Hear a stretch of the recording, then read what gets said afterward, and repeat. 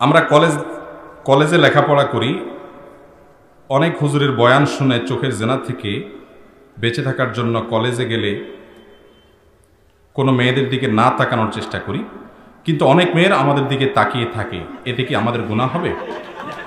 দেখুন, হাসির বিষয় না। আপনারা সব কথা শুনে হাসেন কেন ভাই?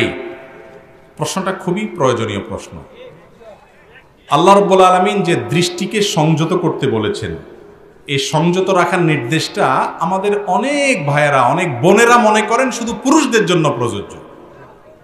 অথচ এটা ঠিক, দৃষ্টি সংযত রাখার নির্দেশটা আল্লাহ তাআলা পুরুষদেরকে আগে বলেছেন, কারণ পুরুষরা মেয়েদের প্রতি আকৃষ্ট হয়ে দৃষ্টিপাত করে ফিতনায় পতিত হবে, সে বিপদে তারা নিজেরা পড়বে, আশঙ্কাটা বেশি থাকে। আল্লাহ রাব্বুল আলামিন সেজন্য প্রথমে বলেছেন, কুল্লিল মুমিনিনা ইয়াগুদ্দু মিন আবসারিহিম ওয়া ইয়াহফাযু ফুরুজাহুম। হে রাসূল, ঈমানদার পুরুষদেরকে বলে দিন তারা যেন তাদের দৃষ্টিকে অবনত রাখে, পর্নার দিকে না দেখে। আল্লাহ তাআলা ছেলেদেরকে প্রথম নির্দেশ করেছেন চক্ষুকে সংযত রাখার জন্য, কিন্তু এর পরের আয়াতে আল্লাহ তাআলা বলেছেন, ওয়াকুল্লিল মুমিনাত ইয়াগুদ্দুনা মিন আবসারিহিন্না ওয়া ইয়াহফাযনা ফুরুজাহুন্না। হে রাসূল, ঈমানদার নারীদেরকেও বলে দেন তাদের দৃষ্টিকে যেন তারা সংযত রাখে, তাদের লজ্জাস্থানকে যেন হেফাজত করে। তাহলে মেয়েদের ওপর চোখের পর্দা, চোখের সংযত করা, এটা লাগবে কি লাগবে না? বিশুদ্ধ এবং গ্রহণযোগ্য ফতোয়া অনুযায়ী কোনো মেয়েরা ছেলেদের দিকে তাকাতে পারে যদি ফিতনার কোনো আশঙ্কা না থাকে, তাকে নিয়ে বাজে চিন্তা করার, বাজে জল্পনা কল্পনা করার বা মনের জেনা যেটা সেটা করার যদি আশঙ্কা না থাকে, তাহলে দেখা জায়েজ আছে।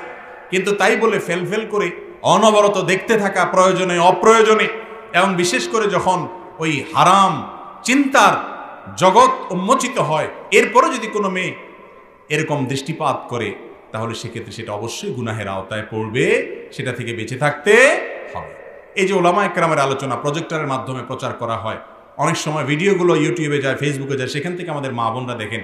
এ বিষয়ে আমাদের এর আগে স্পষ্ট মাসআলা বলা আছে যে এই বিষয়ে দুইটা মত বড় বড় ইমামদের থাকলেও বেশি বিশুদ্ধতর এবং গ্রহণযোগ্য মত হলো যে ফিতনার আশঙ্কা না থাকলে তারা এটা দেখতে পারবে, কিন্তু যদি ফিতনার আশঙ্কা হয়, তার মনে বাজে চিন্তা হয়, তাহলে তার জন্য দেখা জায়েজ নাই, তিনি শুনবেন বা পড়বেন। কথা কি বুঝাতে পারছি? আম্মা জান আয়েশা রাদিয়াল্লাহু তাআলা আনহাকে নবী করিম সাল্লাল্লাহু আলাইহি সাল্লাম হাবশীদের খেলা দেখার জন্য নিয়ে গেছেন এবং কাঁধের এখানে তার থুতনি দিয়ে বসাইছেন। সেখান থেকে এর দলিল পাওয়া যায়। আরো বিস্তারিত আলোচনা আছে, আমি সেদিকে যাব না। আল্লাহ আমাদেরকে বুঝার তৌফিক দান করুন।